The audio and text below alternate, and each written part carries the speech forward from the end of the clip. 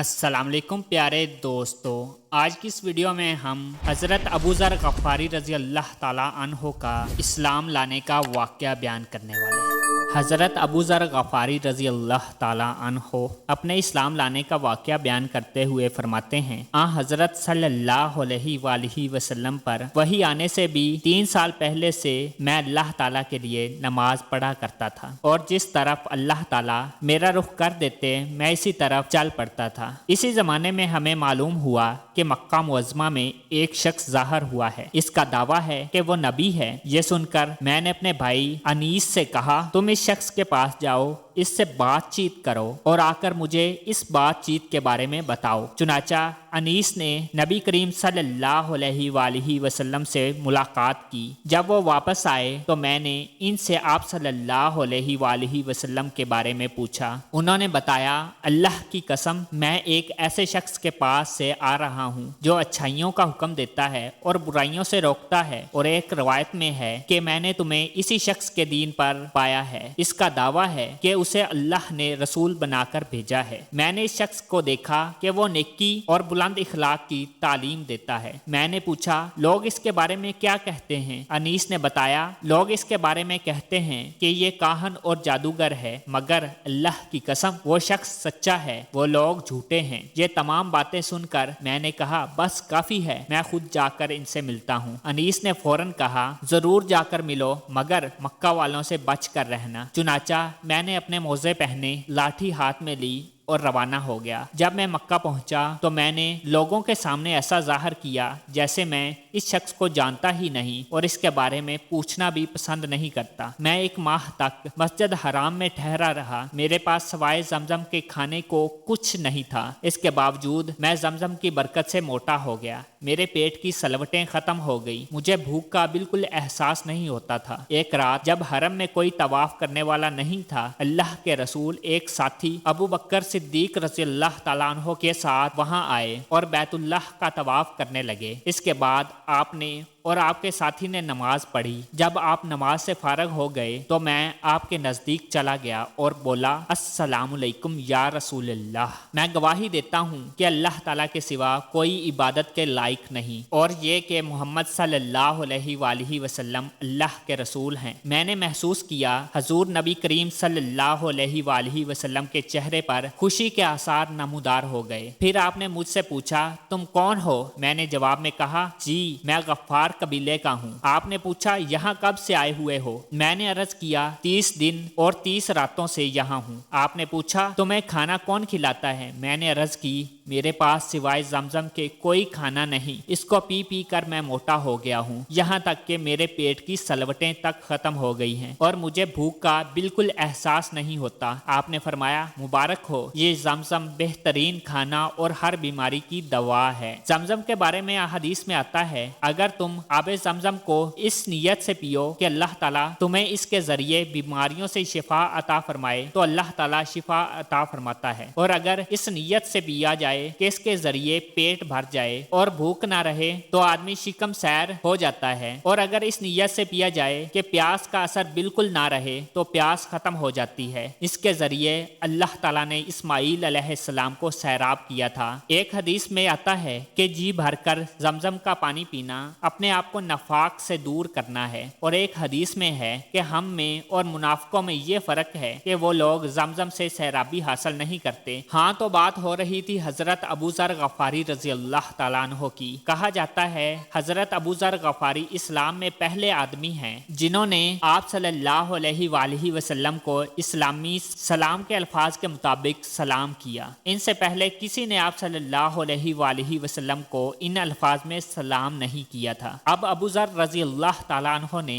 आप सल्लल्लाहु अलैहि वसल्लम से इस बात पर बैत की कि अल्लाह ताला के मामले में वो किसी मलामत करने वाले की मलामत से नहीं घबराएंगे, और ये कि हमेशा हक और सच्ची बात कहेंगे, चाहे हक सुनने वाले के लिए कितना ही कड़वा क्यों ना हो। ये हजरत अबू ज़र रज़ी अल्लाह ताला अन्हो हजरत अबू बकर सिद्दीक रज़ी अल्लाह ताला अन्हो की वफात के बाद मुल्क शाम के इलाके में हिजरत कर गए थे। फिर हजरत उस्मान रज़ी अल्लाह ताला अन्हो की खिलाफत में उन्हें शाम से वापस बुला लिया गया और फिर ये रब्जा के मुकाम पर आकर रहने लगे थे। रब्जा के मुकाम पर ही इनकी वफात हुई थी।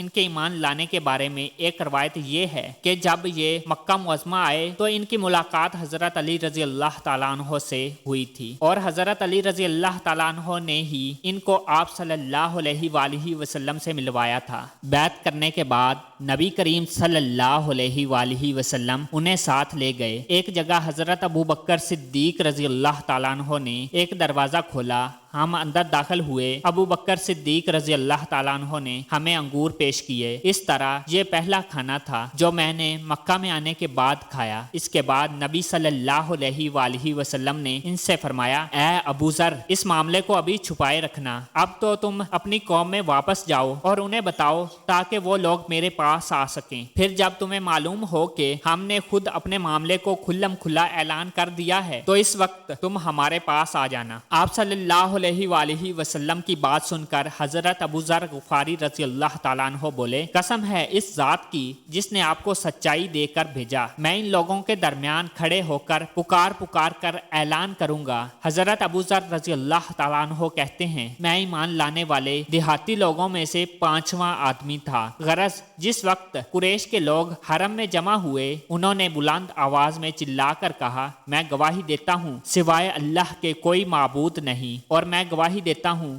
کہ محمد صلی اللہ علیہ وآلہ وسلم اللہ تعالیٰ کے رسول ہیں۔ بلند آواز میں یہ اعلان سن کر قریشیوں نے کہا، اس بد دین کو پکڑ لو۔ انہوں نے حضرت ابو ذر رضی اللہ تعالیٰ عنہ کو پکڑ لیا اور بے انتہا مارا۔ ایک روایت میں الفاظ یہ ہیں، وہ لوگ ان پر چڑھ دوڑے، پوری قوت سے انہیں مارنے لگے یہاں تک کہ وہ بے ہوش ہو کر گر پڑے۔ اس وقت حضرت عباس رضی اللہ تعالیٰ عنہ درمیان میں آ گئے، وہ ان پر جھک گئے اور قریشیوں سے کہا، تمہارا برا ہو، کیا تمہیں معلوم نہیں کہ یہ شخص قبیلہ غفار سے ہے؟ ان کا علاقہ تمہاری تجارت کا راستہ ہے۔ ان کے کہنے کا مطلب یہ تھا کہ قبیلہ غفار کے لوگ تمہارا راستہ بند کر دیں گے۔ اس پر ان لوگوں نے انہیں چھوڑ دیا۔ حضرت ابو ذر رضی اللہ تعالیٰ عنہ فرماتے ہیں، اس کے بعد میں زمزم کے کنویں کے پاس آیا، اپنے بدن سے خون دھویا۔ اگلے دن میں نے پھر اعلان کیا، میں گواہی دیتا ہوں کہ اللہ کے سوا کوئی عبادت کے لائق نہیں اور محمد صلی اللہ علیہ وآلہ وسلم اللہ کے رسول ہیں۔ انہوں نے پھر مجھے مارا۔ اس روز بھی حضرت عباس رضی اللہ تعالیٰ عنہ ہی نے مجھے ان سے چھڑایا۔ پھر میں وہاں سے واپس ہوا اور اپنے بھائی انیس کے پاس آیا۔ انیس نے مجھ سے کہا، تم کیا کر آئے ہو؟ میں نے جواب دیا، مسلمان ہو گیا ہوں اور میں نے محمد صلی اللہ علیہ وآلہ وسلم کی تصدیق کر دی ہے۔ اس پر انیس نے کہا، میں بھی بتوں سے بیزار ہوں اور اسلام قبول کر چکا ہوں۔ اس کے بعد ہم دونوں اپنی والدہ کے پاس آئے تو وہ بولی، مجھے پچھلے دین سے کوئی دلچسپی نہیں رہی، میں بھی اسلام قبول کر چکی ہوں، اللہ کے رسول کی تصدیق کر چکی ہوں۔ اس کے بعد ہم اپنی قوم غفار کے پاس آئے، ان سے بات کی، ان میں سے آدھے تو اسی وقت مسلمان ہو گئے۔ باقی لوگوں نے کہا، جب رسول اللہ صلی اللہ علیہ وآلہ وسلم تشریف لائیں گے ہم اس وقت مسلمان ہوں گے۔ چنانچہ جب رسول اللہ صلی اللہ علیہ وآلہ وسلم مدینہ منورہ تشریف لائے تو قبیلہ غفار کے باقی لوگ بھی مسلمان ہو گئے۔ ان حضرات نے جو یہ کہا تھا کہ جب رسول اللہ صلی اللہ علیہ وآلہ وسلم تشریف لائیں گے ہم اس وقت مسلمان ہوں گے، تو ان کے یہ کہنے کی وجہ یہ تھی کہ نبی کریم صلی اللہ علیہ وآلہ وسلم نے مکے میں حضرت ابو ذر غفاری رضی اللہ تعالیٰ عنہ سے ارشاد فرمایا تھا، میں نخلستان یعنی کھجوروں کے باغ کی سرزمین میں جاؤں گا جو یثرب کے سوا کوئی نہیں ہے، تو کیا تم اپنی قوم کو یہ خبر پہنچا دو گے؟ ممکن ہے اس طرح تمہارے ذریعے اللہ تعالیٰ ان لوگوں کو فائدہ پہنچا دے اور تمہیں ان کی وجہ سے اجر ملے۔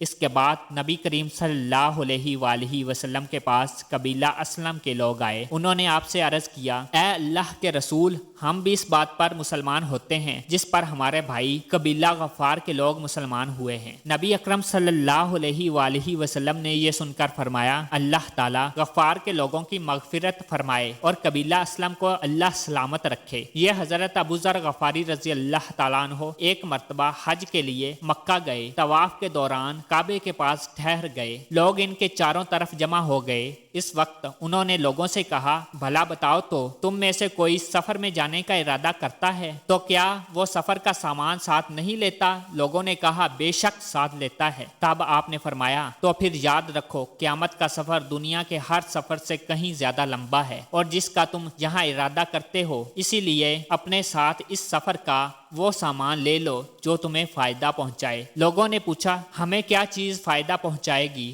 حضرت ابوذر غفاری رضی اللہ تعالیٰ عنہ بولے بلند مقصد کے لیے حج کرو، قیامت کے دن کا خیال کر کے ایسے دنوں میں روزے رکھو جو سخت گرمی کے دن ہوں گے، اور قبر کی وحشت اور اندھیرے کا خیال کرتے ہوئے رات کی تاریکی میں اٹھ کر نمازیں پڑھو۔ حضرت ابوذر غفاری رضی اللہ تعالیٰ عنہ کے بعد حضرت خالد بن سعید رضی اللہ تعالیٰ عنہ ایمان لائے۔ تو پیارے دوستو، اگر آپ کو ہماری یہ ویڈیو پسند آئی تو اسے لائک کریں، شیئر کریں، اور چینل کو سبسکرائب نہیں کیا تو اسے سبسکرائب کریں، اور ساتھ ہی بیل کے آئیکن کو لازمی پریس کریں تاکہ ہماری نیکسٹ آنے والی ویڈیو کا نوٹیفیکیشن آپ تک باقاعدگی سے پہنچ سکے۔